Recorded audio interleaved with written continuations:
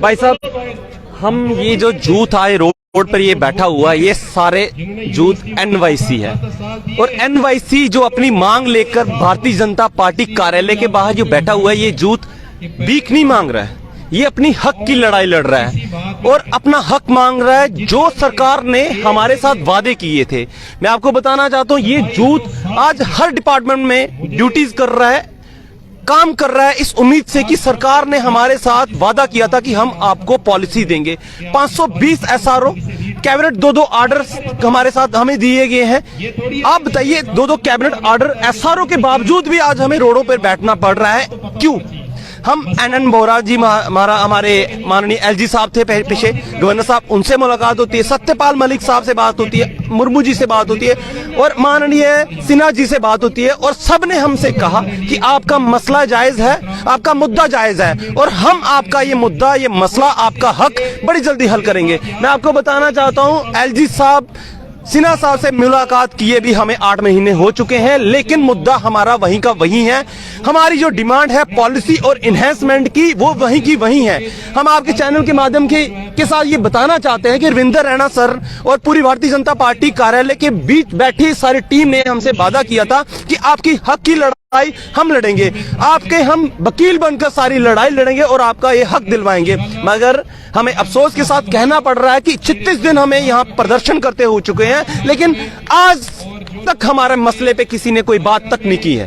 Sir, क्या आपको लग रहा है कि इनके जो आप कह सकते हैं कि हम बीजेपी ऑफिस के बाहर बैठे, क्या इनके द्वारा आपको कोई आश्वासन दिया जा रहा है जो आपको लगता है ये पूरा होगा आगे? भाई साहब, हम 13 साल से सफर कर रहे हैं और at last Ravinder Raina ji, Bharatiya Janata party, इन सब ने हमें ये वादा किया कि आपकी ये जो लड़ाई है जेन्युइन है और हम ये मसला आपका हल करवाएंगे। वो इसीलिए इनसे उम्मीद करते हैं क्योंकि इन्होंने बड़े बड़े मुद्दे जम्मू कश्मीर के अगर हल करवाए हैं। ये एक छोटा सा मुद्दा, ये जूथ का जो मुद्दा है, इनको हल करवाने में इनको जरा भी विलंब नहीं होना चाहिए। और मैं एक बात कहूं कि अगर ये बात हमारी दिल्ली में माननीय प्रधानमंत्री से करें तो मुझे उम्मीद है वो पल भर में हमारी मुद्दा हमारा हल करवा दे। मगर मुझे समझ नहीं आ रहा कि हमें देरी कहां हो रही है भारतीय जनता पार्टी कोई मसला हल करवाने में। सेंटर की कोई भी स्कीम आती है, ये जो जूथ है, चीफ सेक्रेटरी साहब नहीं मुद्दे वहां पे रोडों पे जा रहे हैं, गांव-गांव तक जा रहे हैं। ये जो जूथ बैठा हुआ है, आज बैक टू विलेज लाया, उसको सक्सेस करने में हम सब ने साथ दिया। पिछली इलेक्शंस आती है, इलेक्शन चीफ सेक्रेटरी साहब, LG साहब नहीं सक्सेस करवाते जम्मू कश्मीर में। आप जानते हैं जम्मू कश्मीर के हालात कैसे हैं। वहां पे NYC को लगाया जाता है क्योंकि उनको पता है ये जूथ पढ़ा लिखा है, ये जूथ समझदार जूथ है, एक कामयाब दिलवाएगा, इसीलिए NYC को आगे धकेला जाता है। कोरोना जब महामारी जम्मू कश्मीर में आई तब भी उनको पता है ये जो जूथ पढ़ा लिखा है जूथ है, ये निडरता से, ईमानदारी से काम कर रहा है, पीछे हटने वाला जूथ नहीं है। मगर इनको हमारे हक के बारे में सोचना चाहिए। सर, 2500 की सैलरी है जो, उसमें घर का खर्चा चलाना काफ़ी मुश्किल। आज देखा जाता है तेल हो गया, गैस सिलेंडर हो गया, वो काफ़ी हजार प्लस ही आते हैं। उसके बावजूद 2500 की सैलरी महीने में चलाना कितना मुश्किल होगा। बात 2500 की नहीं है, बात उम्मीद की है, बात सबके भविष्य की है। मैं ये कह रहा हूं कि आप पॉलिसी के जो वादा किए वो ही पूरा कर दे।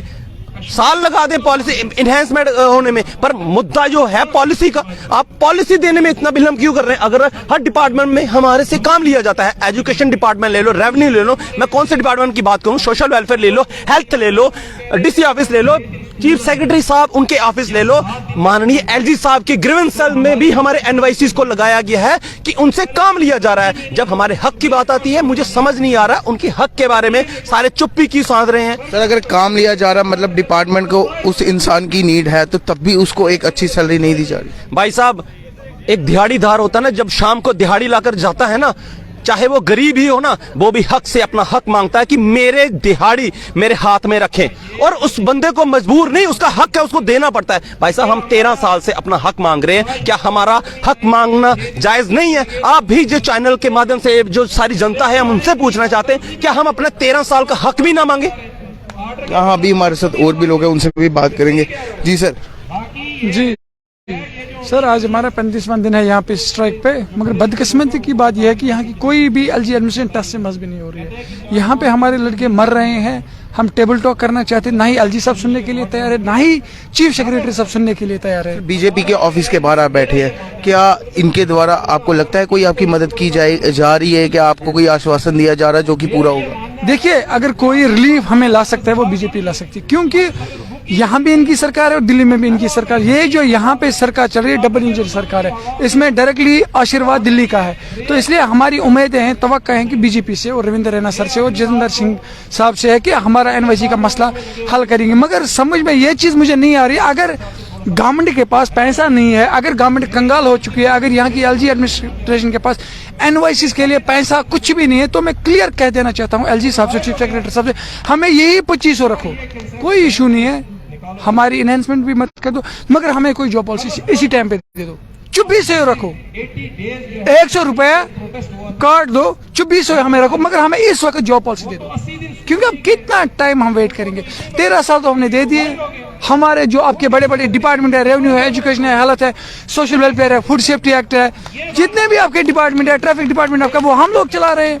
जब कोरोना का टाइम है तो कोरोना वॉरियर्स हम बन गए, जब डिजिटाइजेशन ऑफ रिकॉर्ड्स का टाइम आ गया तो डिजिटाइजेशन हम लोग कर रहे हैं, लैंड एक्विजिशन हम चला रहे हैं, आपकी जमाबंदी हम चला रहे हैं, आपके जो डोमिसाइल सर्टिफिकेट्स है वो हम लोगों ने बांटे, वहाँ पे वो हम लोग तैयार कर रहे हैं तहसील और एसडीएम ऑफिस पे। गरज कहने का ये है कि अगर काम के टाइम पे एनवाईसी ज्यादा आते हैं, मगर जब एनवाईसी का फ्यूचर बचाने का टाइम आता है तो इस वक्त गवर्नमेंट पीछे क्यों हट रही है?